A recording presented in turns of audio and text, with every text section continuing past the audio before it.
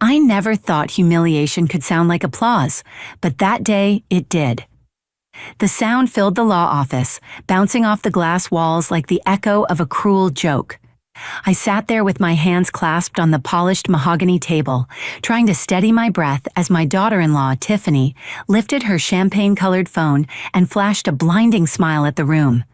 Her voice carried that sugary, practiced brightness that always made my skin prickle. 7 lakefront homes, she announced, turning toward the family like a performer after a grand finale. All in Florida, all ours, can you believe it? They could. They cheered. People I hadn't seen in years, people who hadn't even bothered to show up at Richard's funeral, leaned in with congratulatory grins, applauding as if she'd accomplished something noble instead of inherited it. My son, Evan, sat beside her, stiff and pale. He attempted a smile but couldn't quite pull it off. The twitch in his jaw told me even he felt the sting of how loudly she was bragging, but as always, he said nothing. Evan never interrupted Tiffany. I stared at the blinds behind Mr. Halpern, the lawyer, watching thin stripes of sunlight fall across the floor like the bars of a quiet cell. Just breathe, I told myself. When Tiffany finally turned to me, her expression softened into that condescending sweetness only certain women can perfect. "Oh, Grace," she cooed, "don't look so serious. I'm sure Richard left you something lovely, too." Mr. Halpern cleared his throat. Papers rustled, a sharp, slicing sound. "Mrs. Chester," he said gently, peering at me over his round glasses, "your inheritance consists of 1 property in Jefferson County, Arkansas, 40 acres, including a steel warehouse and—" "A warehouse," Tiffany cut in, laughing softly. "How quaint. Maybe you can finally open that antique shop you always talked about." A polite ripple of laughter swept through the room. Each chuckle landed like a pinprick against my skin. Mr. Halpern slid an envelope toward me, cream-colored, heavy stock, far too elegant for what it held. I didn't open it. I just placed it in my purse and folded my hands over the leather strap, my fingers trembling ever so slightly. Evan shifted as if he might speak, but Tiffany's manicured hand slipped onto his wrist, a silent warning. "Honey," she murmured, loud enough for me to hear. "She's fine. She doesn't need anything fancy. She's simple that way." Simple. The word hit like a blade. It was the same tone she used when she talked about people who took the bus or shopped secondhand, or, inevitably, about me. I felt her eyes glide over my old blue blazer, the scuffed heels I'd worn for years, the silver hair I hadn't bothered to dye since the divorce. "You'll have to visit us," she continued breezily. "We'll throw housewarming parties at each property, waterfront dinners, sunset cruises, maybe even a little charity gala. Richard would have loved that. Would he?" I wanted to ask it, but my throat tightened around the words. Mr. Halpern pushed his glasses up his nose, trying politely to move things along. "If there are no further questions," he said, "that concludes the reading of Mr. Chester's will." No one thanked him. They were too busy toasting each other. Tiffany lifted her phone again, posing with the stack of property deeds like she was shooting a spread for a lifestyle magazine. "Smile, babe," she chirped. Evan forced something that barely resembled one. The laughter wasn't what hurt most. What hurt was how natural it was for them, how effortless their cruelty seemed. They weren't trying to be cruel. They were simply comfortable inside their own entitlement, oblivious to the small earthquake breaking open in my chest. I sat there a moment longer, listening to the hollow cheer of their celebration. My father used to say, "Pride makes more noise than worth." I hadn't thought of that in years.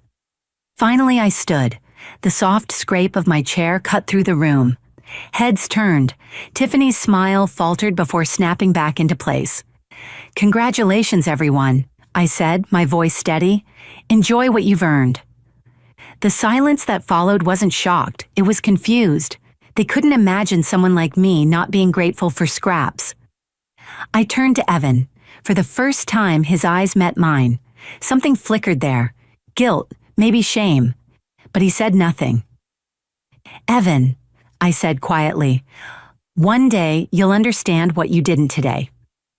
I picked up my purse, thanked Mr. Halpern for his time, and walked out into the Dallas heat. The laughter resumed before the door even closed. Outside, the sun was blinding.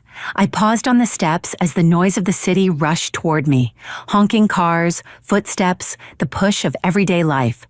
My reflection shimmered faintly in the glass door. A woman who had just been publicly humiliated and dismissed, and yet somehow I felt lighter than I had in weeks. I'd survived betrayal before, slow ones, the kind that unfold over years. But this was swift and final, the kind of rejection that burns away the last remaining hope and leaves something sharper, cleaner in its place. The Arkansas envelope felt heavier in my purse. Mocked or not, it mattered. I didn't know why yet, but I had the strangest feeling that they'd laugh too soon.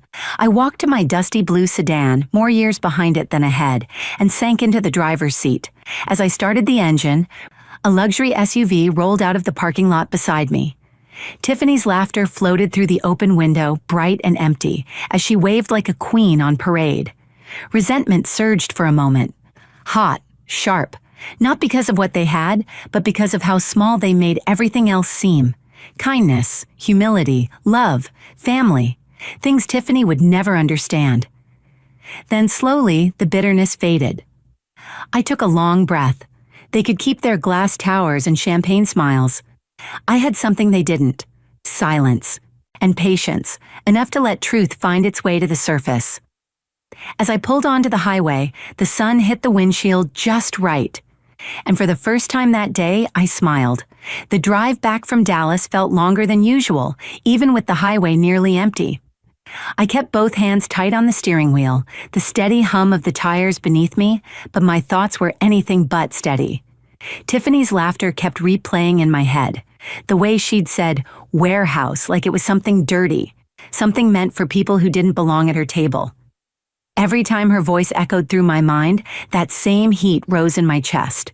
It wasn't anger exactly. It was heavier than that. Like finally understanding that the people you once loved most had shown you, unequivocally, how little you mattered. By the time I pulled into the parking lot of my apartment building in Little Rock, the sky had turned a soft orange. The place wasn't much, a quiet one-bedroom apartment where most tenants were retired like me. I liked it that way, predictable, peaceful. I climbed the stairs, unlocked my door, and stepped inside. The familiar scent of cedar polish and old coffee wrapped around me like a worn sweater. I set my purse on the counter, slipped off my shoes, and sat at the small kitchen table. That's when I noticed it again, the thick, cream-colored envelope the lawyer had handed me. It lay unopened, waiting for me like a truth I wasn't sure I wanted to face. I thought about Tiffany and the way she'd tilted her head when Mr. Halpern mentioned a warehouse in Arkansas. That little smile she wore, polite enough to hide the venom behind it. Maybe you can finally open that antique shop you always talked about. The laughter that followed had cut deeper than any of them realized. I stared at the envelope. Part of me didn't want to open it. I'd spent my entire life working, giving, forgiving, sometimes too easily. Maybe I couldn't bear another reminder that Richard, the man I'd once built a life with, had left me with less than people thought I deserved. But something stirred in me. Curiosity, perhaps. Or faith. Or the simple insistence that I had a right to know the truth. I reached for the letter opener and slid it carefully under the seal. Inside was a handwritten note, folded neatly, written in Richard's familiar cursive. My breath caught as I unfolded it. The first line read, "My dear Grace, if you're reading this, it means the performance has ended." I read slowly, hearing his voice in every stroke of the pen. He wrote about Tiffany, how she had been rehearsing her victory speech for months. He explained that the Florida homes weren't treasures but traps, properties weighed down by debts, taxes, and expenses that Tiffany and Evan couldn't possibly afford. "They've inherited a cage lined with marble," he wrote. A surprised laugh escaped me, sharp, involuntary, breaking through the quiet. And then I reached the part that made me go still. "The warehouse in Arkansas," he continued, "is different. You remember that land. You saw something in it that I didn't. Beneath that soil lies lithium and quartz, resources worth far more than anything I left them. I wanted you to have it because you always saw value where others saw rust. I sat there for a long time, holding that letter with both hands. The resentment I'd carried since the meeting began to loosen, replaced by something steadier, something like vindication. Richard had known. He had seen through Tiffany's theatrics, through the entitlement, through Evan's quiet retreat into her shadow.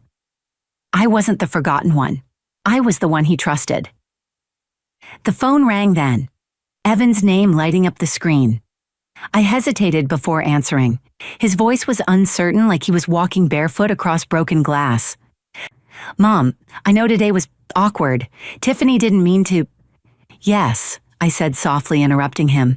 "She did." No anger, just truth. He didn't respond right away. I could almost hear him trying to assemble meaning from my words, but he didn't ask for more. "Okay, Mom, we'll talk later." "Of course," I said gently. When the call ended, the quiet returned like a friend. I looked around my apartment. The faded curtains, the books stacked near the window, the framed photo of Richard smiling from a simpler time.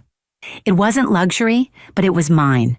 Every object in that room, from the chipped mug to the threadbare rug, had been earned by my own hands. Tiffany would never understand the peace that comes with that kind of ownership. I folded Richard's letter and slipped it carefully back into its envelope. I didn't know yet what that warehouse truly meant or what it would bring. But for the first time since that awful meeting, I felt calm.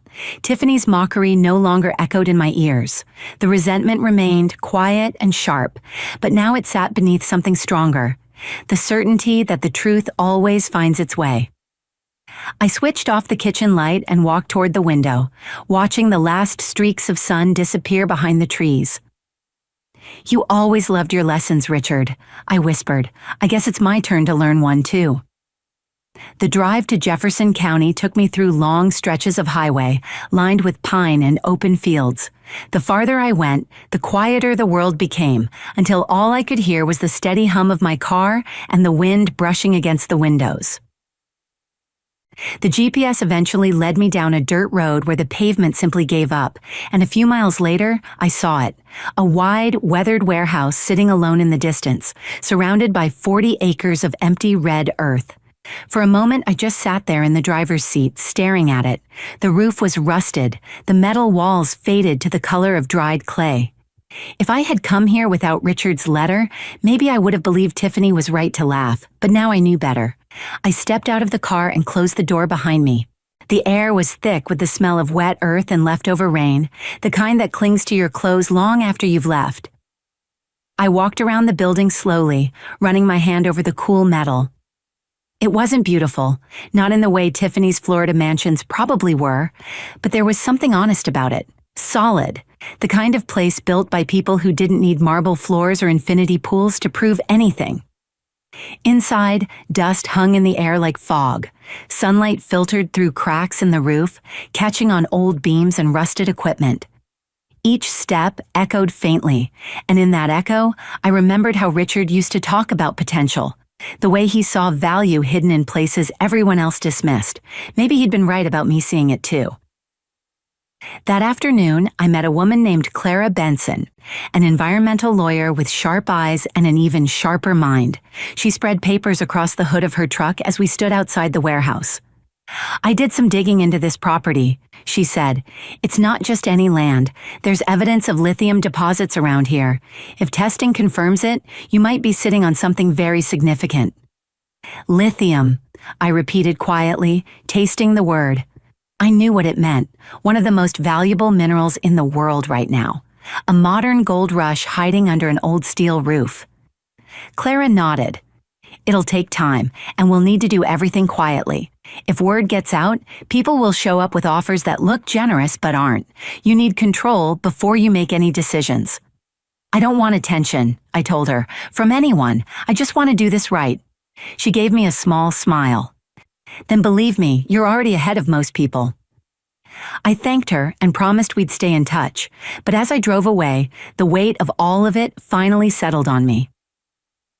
Somewhere in Florida, Tiffany and Evan were probably unpacking boxes in one of their waterfront homes, drinking champagne on someone else's balcony, laughing about how I'd been left with a warehouse in Arkansas. The thought brought back the sting of resentment. Sharp, familiar, unwelcome. It pulled up another memory from years ago, back when Evan was still in college. Richard and I had driven down to visit him with a little care package. Home-cooked meals, toiletries, small things he couldn't afford.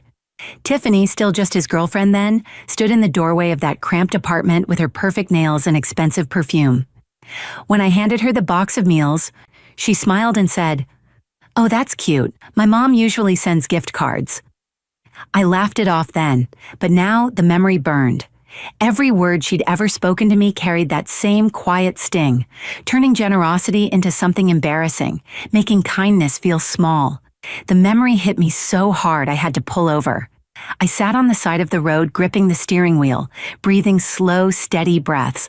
I could have let the anger win.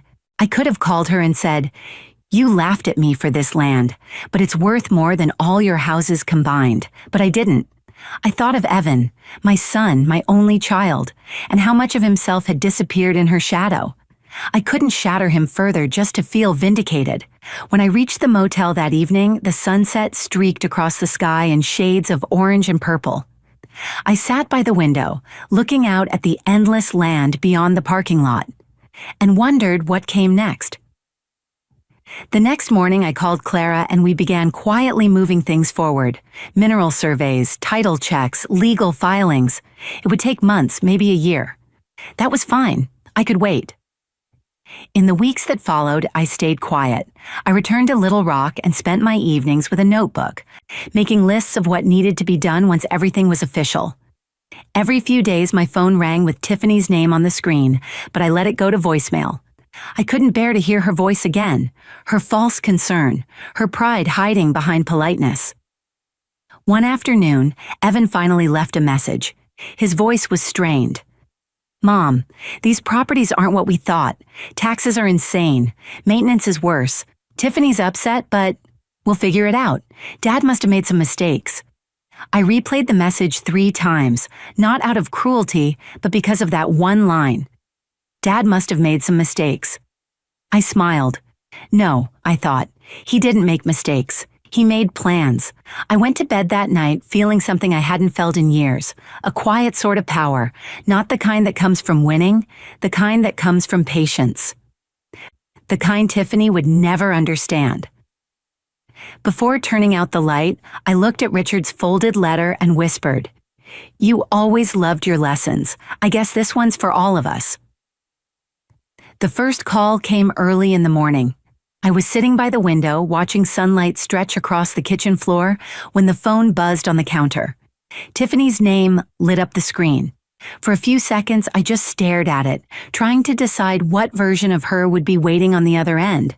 The bright, rehearsed confidence she wore like a mask, or the clipped politeness she used when she wanted something. Against my better judgment, I answered. Her voice came through sharp, but underneath it was something I'd never heard from her before: panic. "Grace, it's Tiffany," she said, skipping past any pretense.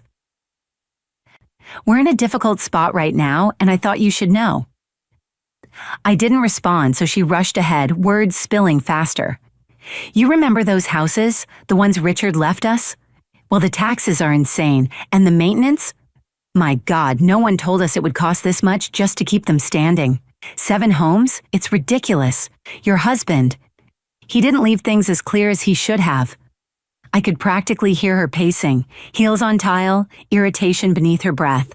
Her voice had that tone she'd perfected over the years, a complaint wearing the clothes of a confession. "That sounds tough," I said quietly. "I'll keep you in my prayers." The irritation sharpened. I could almost feel her blinking hard on the other end. "Grace, I'm being serious. Evan's stressed out of his mind. We thought you might be able to help. Maybe loan us something. You've always been good with money." That line stung the way all her compliments did. The same tone she used when she'd once said, "You're so good with small things," as if discipline and patience were traits beneath her. "I don't think I can help you," I said. Her voice hardened. "You still have that warehouse, don't you? Maybe you could sell it. It's not like it's worth much anyway." That was it. The resentment I'd held back for months rose up like something alive. She'd spent so long treating me like a relic, something to tolerate, not respect. Now with her perfect world cracking, she'd come looking for the same woman she'd mocked. "You're right, Tiffany," I said evenly. "It probably isn't worth much to you." Silence. She wasn't sure if I was agreeing or insulting her. "I hope you and Evan work things out," I added, and before she could respond, I hung up. A few hours later, the phone rang again. This time it was Evan. His voice was softer, smaller, the way it used to sound when he'd call home from his dorm, tired or overwhelmed. "Mom," he said, "I think Dad made a mistake with the properties. There are debts we didn't know about. Taxes, repairs. Tiffany's been really upset." I listened quietly. Every word reminded me how far my son had drifted. I still loved him, but now that love came with a bitter edge. I'd warned him gently for years. I'd watched Tiffany shape him, speak for him, decide his thoughts for him. But he'd chosen her version of life, and now he was finally seeing the cost. "Evan," I said softly, "your father didn't make mistakes. He just knew how to teach a lesson." He paused. "What's that supposed to mean?" "It means he trusted you to figure things out," I said, "and I trust you to do the same." A long breath came through the line, the sound of someone realizing that help wasn't on the way. "I guess I deserve that," he murmured. I could have softened then. I could have told him about the warehouse, the land beneath it, the value it held, the future waiting quietly under the dirt. I could have lifted the weight from his shoulders, but I didn't, because I remembered the law office. I remembered Tiffany gloating, Evan staring at the floor, both of them letting me sit there alone. I remembered every time she'd spoken to me like kindness was an embarrassment. So I stayed silent, because sometimes silence says more than any lecture ever could.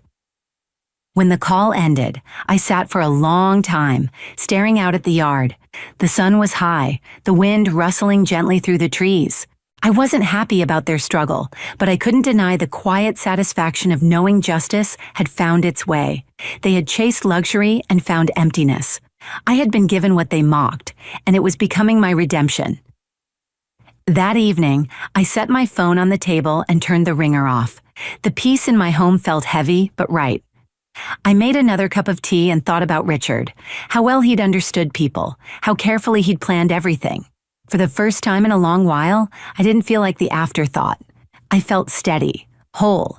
The world outside went on as usual, but somewhere in Florida, I imagined Tiffany pacing across a marble floor, realizing the thing she'd boasted about was collapsing piece by piece, and that quiet thought was enough. 6 months later, the land in Jefferson County no longer looked like the forgotten patch of earth I had first driven to. Survey flags dotted the soil in neat, deliberate rows, tracing the outline of a future that had once seemed impossible. The warehouse still stood in the center, weathered and stoic, but it looked different now, strong, alive, heavy with promise. Machinery hummed somewhere in the distance where a small team was preparing the first test drills. I stood with my hands tucked into my coat pockets, the cool autumn wind brushing my face, and let the moment settle in. That morning I had signed the final papers. The leasing contracts were done. The mineral rights, fully secured in my name, were already drawing interest from a major green energy company. Clara Benson had called just before noon, her voice almost breathless with excitement. "Grace, the estimate came in," she said.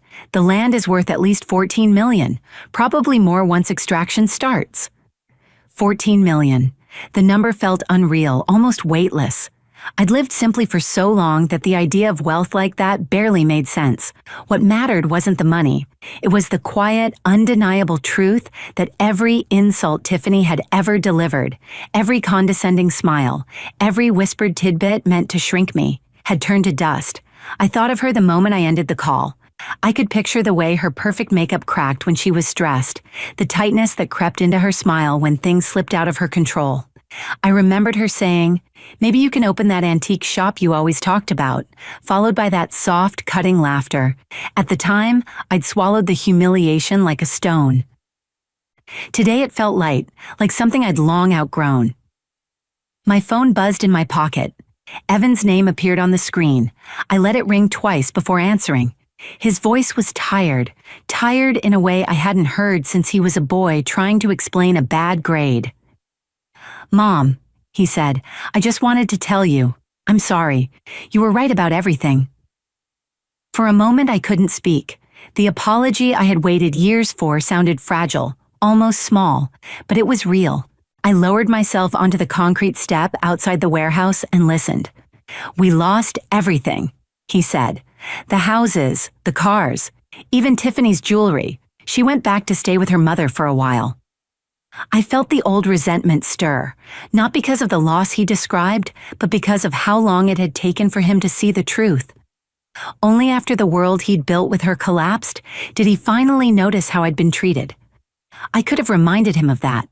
I could have asked why he'd stayed silent that day in the lawyer's office as Tiffany mocked me in front of everyone, but I didn't. "It's all right, Evan," I said gently. "Some lessons hurt before they heal." He took a shaky breath. "Are you doing okay out there? I worry about you being alone." I looked out over the acres of land, the sun casting long threads of gold over the red dirt. The ground beneath me held more than minerals. It held peace. "I'm fine," I said, "better than I've been in a long time." There was a long pause. "I wish Dad could see how strong you've been." I smiled faintly. "He can," I whispered. After we hung up, I stayed where I was until the sun dipped low and a chill settled over the fields. I thought of Richard, of how he always believed in quiet justice, in letting truth reveal itself without confrontation. He'd known exactly what he was doing when he left me this warehouse. It wasn't a consolation prize. It was trust, faith in who I was and who I would become. I closed my eyes and listened, birds settling into the trees, a faint breeze moving through dry weeds, the soft rumble of an approaching truck on gravel. The world felt steady again. I wasn't the forgotten one anymore. I was simply Grace Chester, standing on land that had once been mocked but now carried a future.